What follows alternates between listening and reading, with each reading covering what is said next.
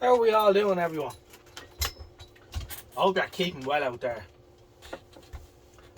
So tonight I have gone off on a little bit of a wild goose chase, and I'm not afraid to admit that, because these things happen quite often here actually. However, you might remember quite a while ago, maybe 2 years ago, I did a video on a Bosch BA91, which is a relatively rare DC battery valve radio, the 2-volt Mazda valves in it. And when I had put it together, we had a problem that the shortwave band wasn't working on it, and it was one of those things. I says we'll get back to it at some stage. So today I said I'll have a quick look at this. It's sitting in the spare bedroom in the house for quite a while, looking at me forlorn, and I hadn't even ran it up in a long time. So I says I'll bring it out and we'll have a look at it. So I ran it up anyway with the machine here. This is an Amplion Convette converter, a battery eliminator, and sure enough it worked okay on long wave and medium wave, but no short wave action. So took the chassis out of the cabinet. It's still out of the cabinet here. Went routing around the wave change switch and all, checked that the contacts to the RF coils were alright, to the oscillator coils,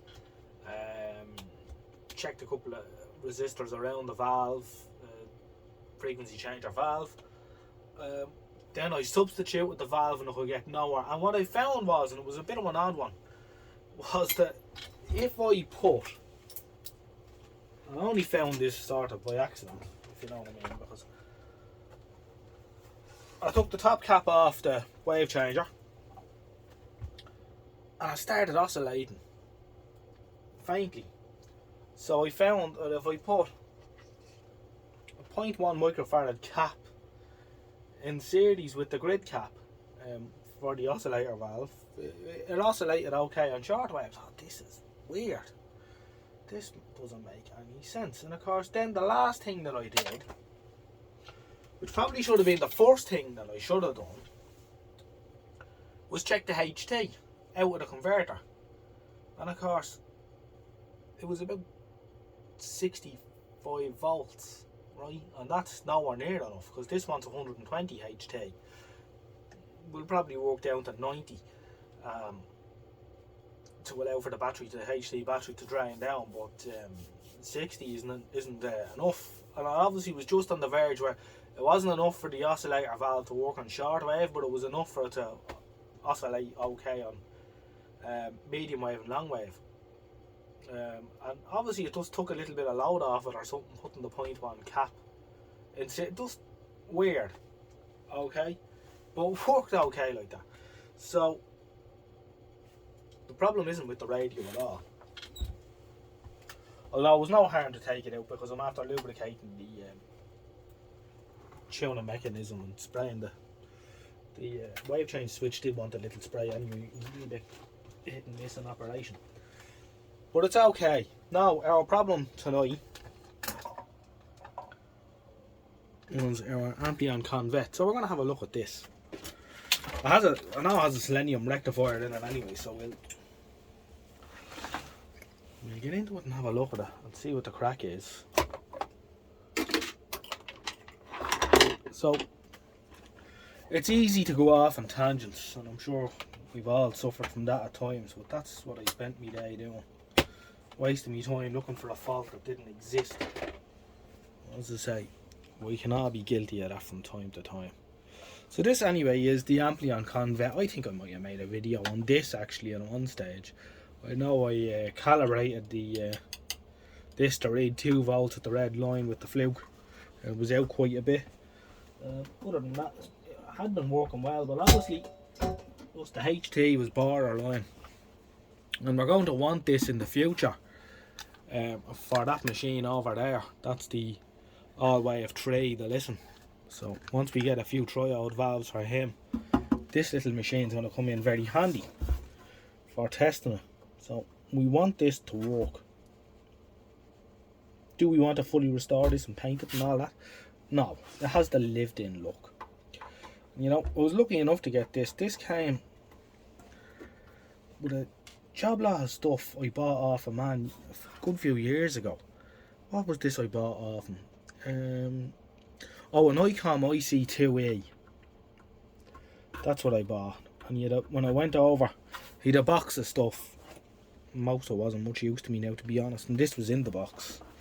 And I sort of looked at it, oh, that's interesting, yeah. But didn't quite realise how useful it was going to be in the future.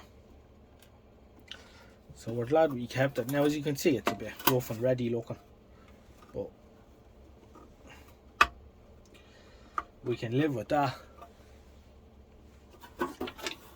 And it's missing a good few screws out and that. And like 3 screws left holding it together. No, I see one more hiding somewhere. Oh, there's one in the back.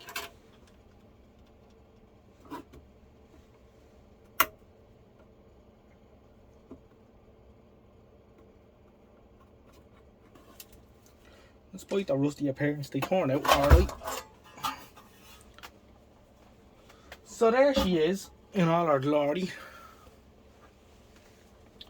And I don't know, this must be a pre-war effort. This is the rheostat, we'll call it, for the 2-volt valve heater. And then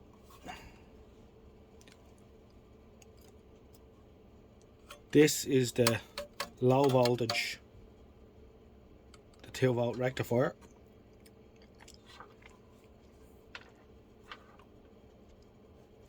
So this dude here must be the high voltage. Yeah, that's what it is. What year is it actually? There's a date here on this electrolytic, so we'll have a look at this and see how old she is. Oh, surely it's older than that. I thought this was much older. It's March 1958 on the cap. Looks original. We'll take them at their word. See, is there a date on this one? This is the smoother for the 2-volt supply. June 55. What is she? 1000 and 8000 microfarads. A 3-volt DC working.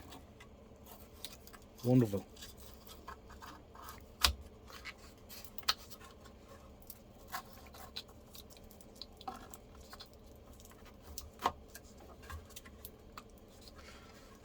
Anyway, the low voltage side of things seems okay for now. And here we have an RM0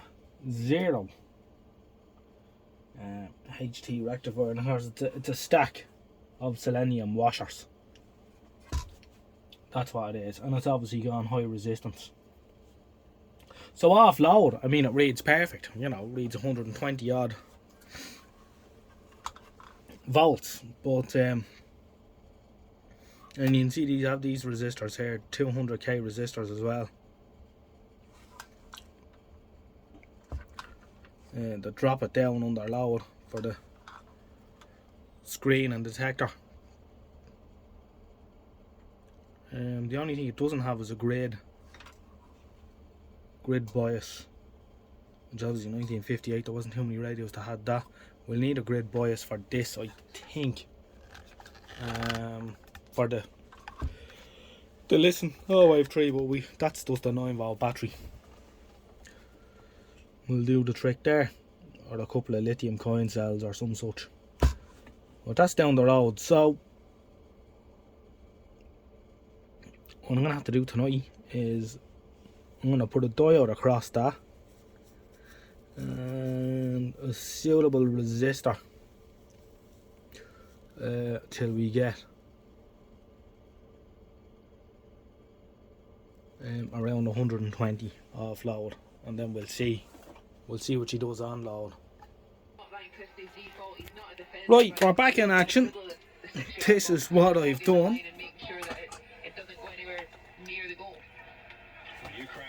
Tag strip,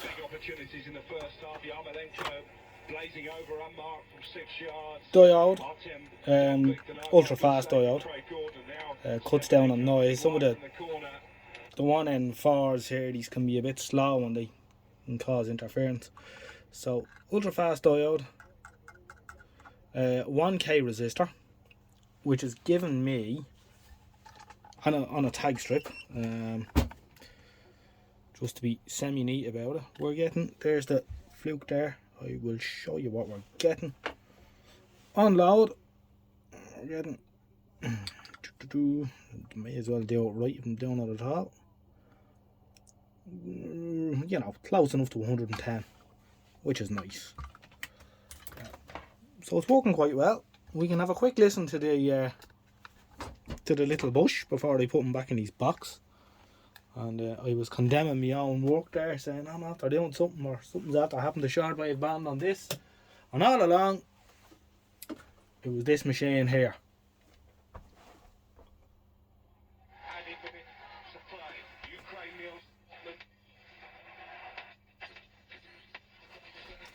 Yeah, your wires after hopping out.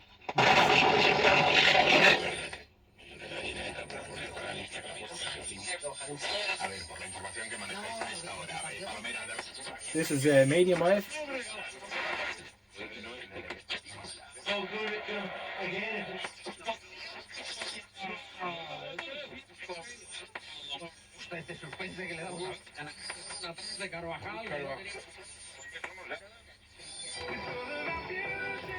Spirit radio with the bottom end.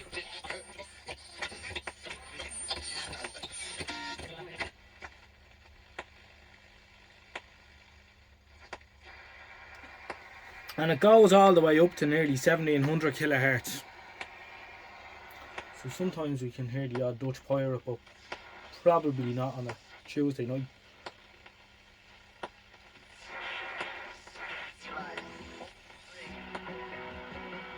Now that could be one there.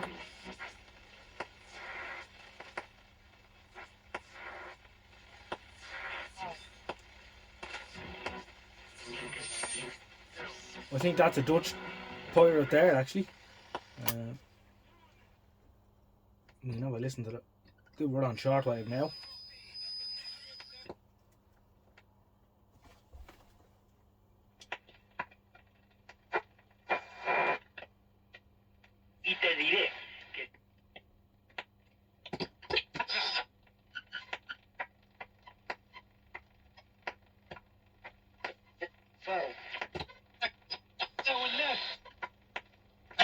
In 2014, your sense is that it's opposite des nations. Les niveaux of the Romanians will be preparing the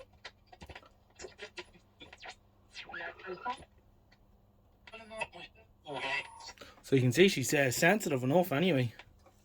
This is the best place in our solar system to live, hands down.